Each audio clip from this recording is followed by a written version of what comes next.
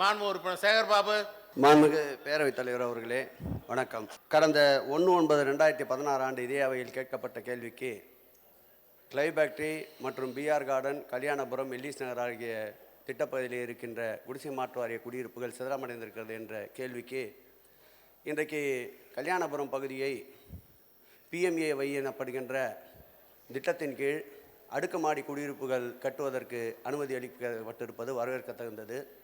அதில் 390 வீடுகள் கட்டப்படுவதாக அறிகிறேன்.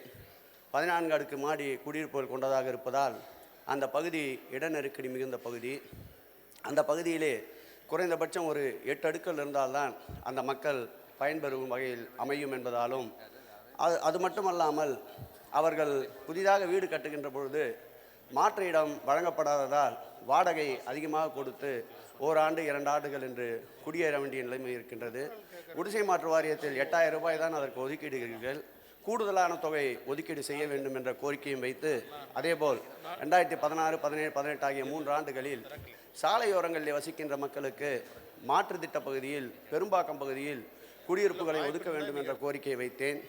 அன்றைய தினம் அமைச்சராக இருந்த உடுமலை ராதாகிருஷ்ணன் அவர்கள் அதை ஏற்றுக்கொண்டு பட்டியல் தந்தால் உடனடியாக ஒதுக்கீடு செய்வோம் என்றார். மாநகராட்சியின் சார்பிலே பட்டியலும் எடுக்கப்பட்டு விட்டது. இன்னும் அவர்களுக்கு குடியிருப்புகள் ஒதுக்கப்படவில்லை. ஒரு 1500 குடியிருப்புகள் தான். பெரும்பாக்கம் பகுதியிலே 3500 குடியிருப்புகள் காலியாக உள்ளது. பெரும்பாக்கத்திலே இருக்கின்ற அந்த 3500 குடியிருப்புகளில் ஒரு 1500 குடியிருப்புகளை ஒதுக்கி தந்தால் அந்த வாழ்வாதாரம், அந்த சாலையோரங்களில் வசிக்கின்ற மக்களுடைய வாழ்வாதாரம் உயர்வடையும். கிளைபேக்டரி பகுதியிலே இருக்கின்ற குடியிருப்பு தற்போது மண்ணாய்வுக்கு எடுத்துக்கொள்ளப்பட்டதாக அறிவிக்கப்பட்டிருக்கின்றது. அதையும் கூடிய விரைவில் கட்டித்தர வேண்டும். பிஆர் கார்டன் பகுதியில் இருக்கின்ற குடியிருப்பு பகுதிகளில் காமராஜர் காலத்தில் கட்டப்பட்ட 161 குடியிருப்புகளும் 184 குடியிருப்புகளும் பழுதடைந்து இருக்கின்றது. அதிலும் இந்த PMAY என்ற திட்டத்தின் கீழ் வீடுகளை கட்டித்தந்தால் அந்த பகுதி மக்களுடைய வாழ்வாதாரம் மேம்படும் என்பதை பேரவைத் தலைவர் வாயிலாக மாண்புமிகு துணை முதலமைச்சரிடம் என்னுடைய கோரிக்கை வைக்கிறேன். நன்றி, வணக்கம். மாண்புமிகு துணை முதலமைச்சர் அவர்கள். மாண்புமிகு பேரவைத் தலைவர் அவர்களே, மாண்புமிகு உறுப்பினர் சேகர்பாபு அவர்கள் சில பிரச்சனைகளை இங்கே சபையினுடைய கவனத்திற்கு கொண்டு வந்திருக்கிறார்கள். சென்னை யானைக்கவுனி பாலம் மற்றும் வால்டாக்ஸ் சாலை சந்திக்கும் இடத்தில் உள்ள கல்யாணபுரம் திட்டப்பகுதியில் 260 அடுக்குமாடி குடியிருப்புகள் தரை மற்றும் 3 அடுக்குமாடி அமைப்பில் 8 கட்டட தொகுதிகளில் 1976ஆம் ஆண்டு கட்டப்பட்டன. இக்குடியிருப்பில் உள்ள வீட்டின் பரப்பு 326 சதுர அடி. இக்குடியிருப்புகள் கட்டப்பட்டு பல ஆண்டுகள் ஆகிவிட்ட காரணத்தால் அவை தற்போது வசிக்க ஏற்ற வகையில் இல்லை என்பதை குடிசை பகுதி மாற்று வாரியத்துடைய தொழில்நுட்ப குழு பார்வையிட்டு அதனை இடித்துவிட்டு புதிதாக அவ்விடத்தில் குடியிருப்பு கட்ட சமீபத்தில் பரிந்துரைத்துள்ளது. இதன் அடிப்படையில் மறு கட்டுமான திட்டத்தின் கீழ் இங்கு 360 அடுக்குமாடி குடியிருப்புகள், அதாவது 260க்கு பதிலாக 100 குடியிருப்புகள் அதிகப்படியாக 360 அடுக்குமாடி குடியிருப்புகள் 2 கட்டட தொகுதிகளாக 2 பிளாக்ஸ் கட்ட திட்டமிடப்பட்டது. முதல் தொகுதியில் ஒரு தளத்தில் 12 குடியிருப்புகளும், இரண்டாவது தொகுதியில் ஒரு தளத்தில் 6 குடியிருப்புகளும் கட்டப்படும். ஒவ்வொரு கட்டட தொகுதிக்கும் ஸ்டில்ட் பிளஸ் 10 மாடிகளுடன் கட்ட திட்டமிடப்பட்டுள்ளது.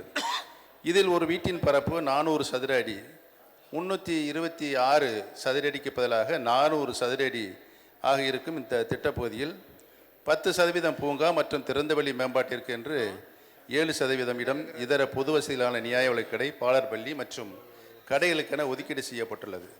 கட்ட உத்தேசிக்கப்பட்ட 360 குடியிருப்புகள் அங்கு தற்போது வசித்து வரும் 260 குடியிருப்புகளை மீண்டும் குடியிருப்பு ஒதுக்கீடு செய்தபின் கூடுதலாக உள்ள 100 குடியிருப்புகளை அப்பகுதியில் குடிசை பகுதியில் வசிக்கும் ஏழை மக்களுக்கு வழங்க திட்டமிடப்பட்டுள்ளது.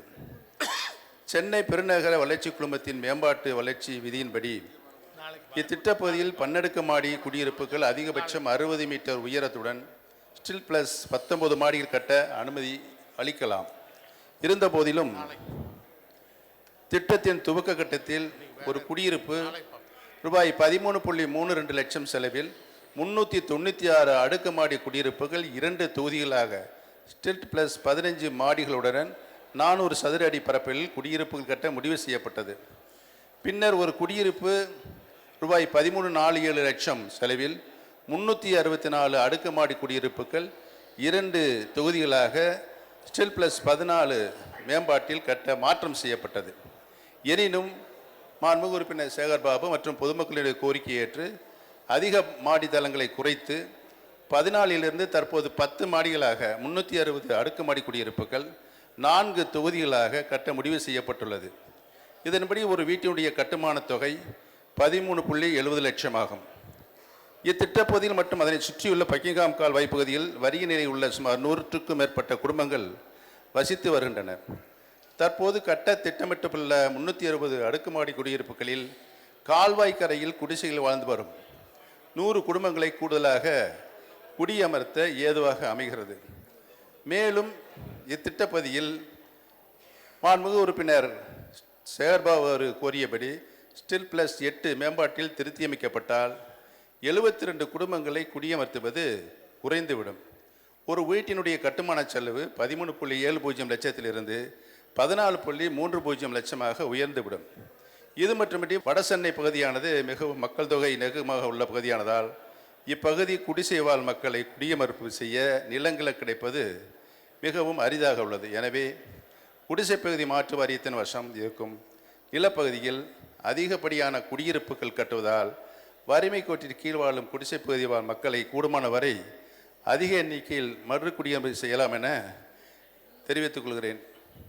மற்றபடி 8 மாடிகளாக இருக்க வேண்டும் என்ற மாண்புமிகு சேகர்பாபுடைய கோரிக்கை வல்லுநர் குழுவிடம் ஆய்வு செய்து தக்க முடிவு செய்யப்படும் என்பதை தெரிவித்துக் கொள்கிறேன். மாண்புமிகு பேரவைத் தலைவர்களே, கிளே ஃபேக்டரி மற்றும் பிஆர் கார்டன் பகுதிகளில் வசிக்கின்ற மக்களை பற்றியும் அங்கு இருக்கின்ற குடிசைகளுடைய எண்ணிக்கையை பற்றியும் பொதுவாக அந்த துறைமுக பகுதியில் இருக்கின்ற ஒட்டுமொத்தமாக இருக்கின்ற குடிசைகளில் இருக்கின்ற சாலை ஓரங்களில் கரையோரங்களில் வாழ்கின்ற மக்களை பற்றியும் மாண்புமிகு சேகர்பாபு அவர்கள் சொன்னார்கள். ஏற்கனவே 1500 பேர்களுக்கு ஆய்வு செய்யப்பட்டு மாநகராட்சி வசனம் பட்டியல் தரப்பட்டு சொல்லியிருக்கின்றார்கள்.